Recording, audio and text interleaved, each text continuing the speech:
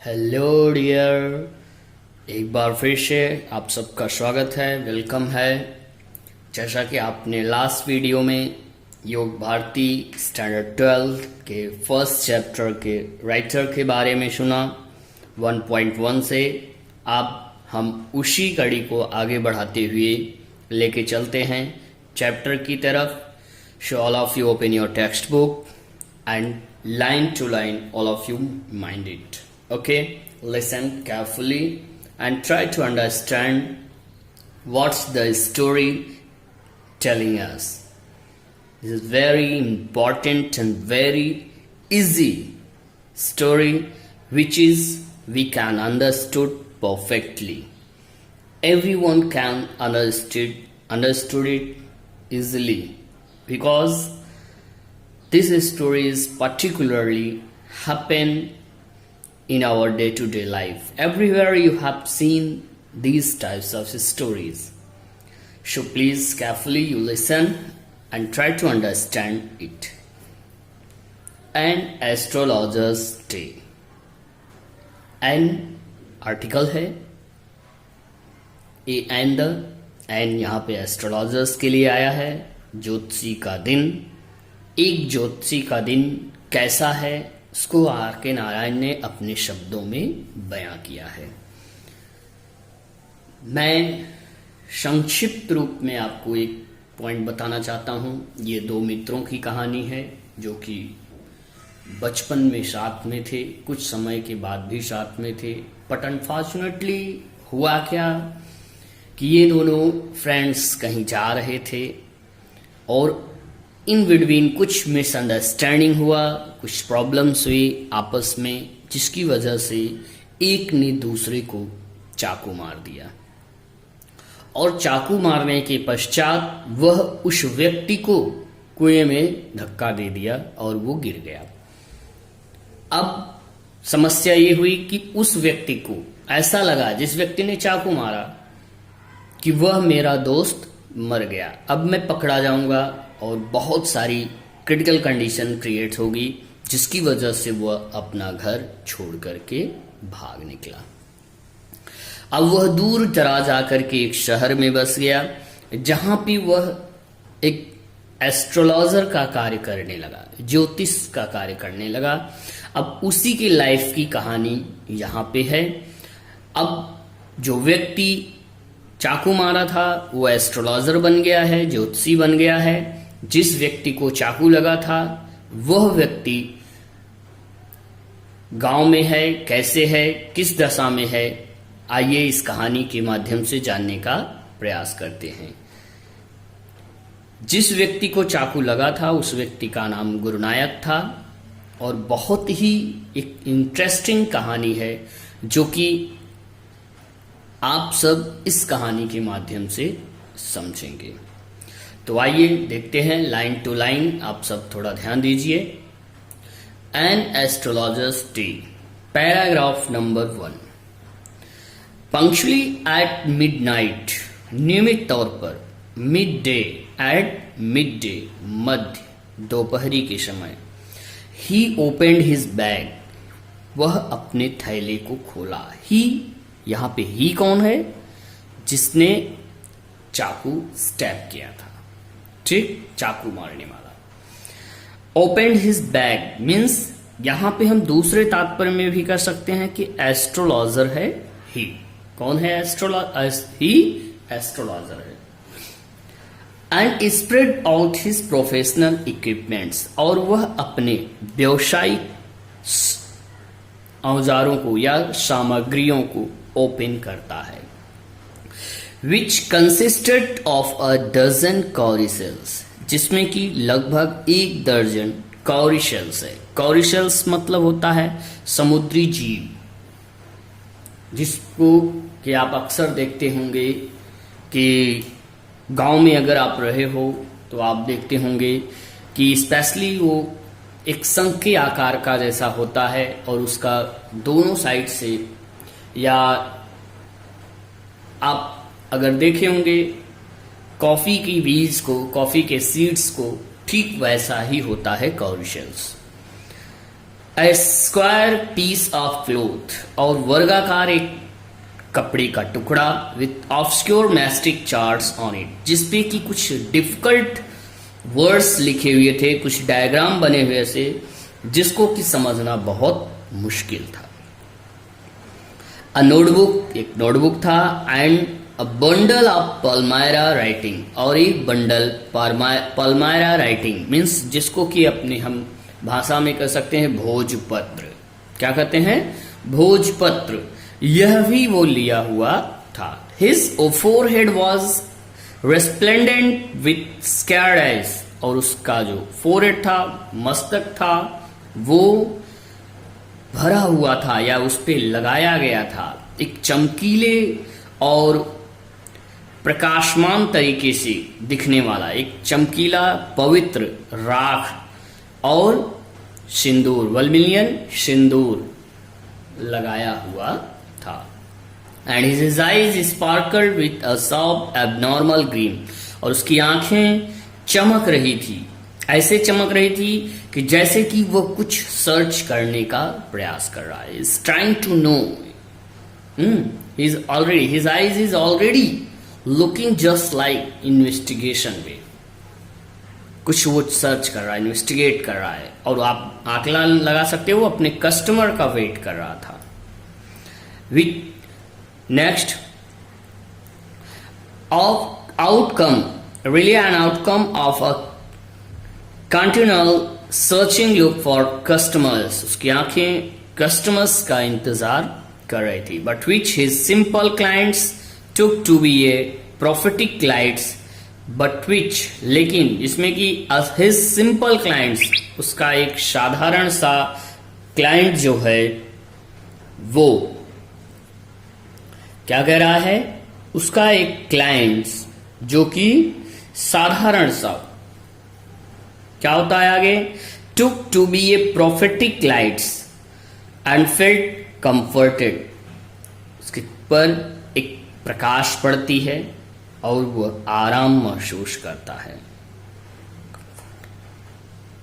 The power of his eyes was considerably enhanced, और उसकी आंखों की जो तेज थी considerably enhanced by their position placed, और आने जाने वाले लोगों को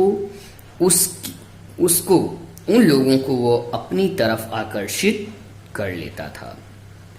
मतलब ढेर सारे लोगों का जमावड़ा वहां पे उस स्थान पर लग जाता था। As they were between the painted forehead, जैसे कि उसने अपने मस्तक को पेंट किया था, एंड द डार्क विस्कस, और काला कुछ, विस्कस मीन्स यहाँ पे काले चीजों का भी प्रयोग किया हुआ था अपने माथे के ऊपर।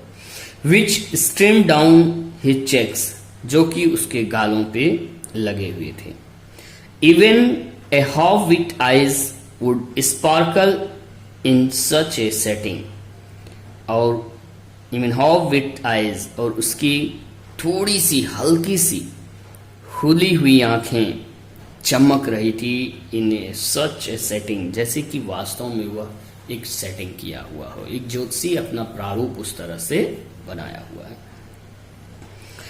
To crown the effect he owned a saffron colored turban, the crown effect, और उसका जो पगड़ी का प्रभाव था, he owned a saffron colored turban, वह एक केसरिया रंग का पगड़ी बांधा हुआ था अराउंड हिज हेड, अपने सर के चारों तरफ। His colour scheme never failed, उसका जो कलर था कॉम्बिनेशन वो कभी भी असफल होने वाला नहीं था। People were attracted to him as bees are attracted to cosmos और दहिला स्टार्स, लोग उस व्यक्ति की तरफ, ज्योतिषी की तरफ उसी तरह से आकर्षित हो रहे थे जिस तरह से मक्खियां, मधुमक्खियां जो हैं वो दहिला और कॉस्मोस की टहनियों पर मंडराती रहती हैं। He sat under the boughs of a spreading tamarind tree, वह एक घने बिखरे हुए इमली के पेड़ के नीचे बैठा हुआ था। Which flanked a path running through the town hall, और वह मार्ग जो है वह टाउन हॉल की तरफ, पार्क की तरफ जाता था। It was A remarkable place in many ways, कई तरह से अगर देखा जाए तो यह बहुत ही चिन्हित और आकर्षक यानी जाना माना स्थान था। अ सर्जिंग क्राउड वॉज, अब नेक्स्ट पॉइंट में देखिए, a surging crowd was always moving up and down this narrow road from morning till night. सुबह से लेकर के रात तक यह संकीर्ण गली सदैव भीड़ से भरी रहती थी, यानी आने जाने वाले लोगों से भरी रहती थी। A variety of trades and occupations was presented all along its way। तमाम प्रकार के व्यापार और व्यवसाय वो इस रास्ते पर या इस मार्ग पर आने जाने वालों के द्वारा दिखाई दे रहा था। मेडिसिन सेलर्स दिख कौन रहे थे? दवाई बेचने वाले। Sellers of stolen hardware and junk, चुराए हुए या कबाड़ियों का सामान बेचने वाले भी दिख रहे थे। मैजिशियंस, जादूगर दिख रहे थे। एट एबव ऑल, और सब से ज्यादा, and auctioneers of cheap cloth, और सस्ते कपड़े विक्रेता दिख रहे थे। Who created enough din all day to attract the whole town, जो कि एक आकर्षण की उत्पत्ति संपूर्ण शहर में क्रिएट कर रहे थे। आगे नेक्स्ट टू हिम, उसके बगल, in vociferousness came a vendor of fried groundnut, उनके बगल एक जोर जोर से आवाज करता हुआ विक्रेता जो कि ग्राउंडनट सेल कर रहा था आता है। Who gave his ware a fancy name each day, जो कि सदैव हर दिन वह अपना एक अलग नाम रिप्रेजेंट करना था। कॉलिंग इट बॉम्बे आइसक्रीम, जिसको कि Bombay ice cream. One day and the next Delhi अलमोंड, अगले दिन वह अपने उस प्रोडक्ट को दिल्ली अलमोंड के नाम से सेल करता था। And on the third rajas delicacy, और तीसरे दिन वह नाम रखता था राजाज डेलिकेसी अपने प्रोडक्ट का, ग्राउंडनट का। And show on and so fourth, और इसी तरह से आगे की तरफ वह अपने उस प्रोडक्ट का नाम अट्रैक्शन के रूप में बदल बदल करके दिखाता था, बताता था। द एस्ट्रोलॉजर्स, आगे की बात क्या कह रहे हैं? And people flock to him, और लोगों का जमावड़ा उसके समक्ष हो जाता था। A considerable portion of his crowd, और उसकी जो भीड़ इकट्ठा होती थी, dallied before the astrologers too, जो कि एस्ट्रोलॉजर्स के टाइम को क्या कर देती थी? वेस्ट कर देती थी, क्योंकि वह उसके व्यवसाय को फीका कर देती थी और उसका व्यवसाय बढ़ जाता था, क्योंकि भीड़ वहां इकट्ठा हो जाती थी और यहां से लोग हट जाते थे, या ये थोड़ा बैक फ्रंट पे आ जाता था। आगे नेक्स्ट क्या कहते हैं? The astrologer transacted his business by the light of the flare which crackled and smoked up above the groundnut heap nearby। Astrologer transacted his business, अपने बिजनेस को फैलाया हुआ था by the light of a flare, एक प्रकार की किरण में, जो रोड लाइट जिसको हम कहते हैं, रोड लाइट के प्रकाश में, which crackled and smoked, जो कि आने जाने वाले साधनों की भी प्रकाश उस पे पड़ते थे। Above the groundnut heap nearby, क्योंकि वह ग्राउंड नट के उस ढेर के पास था।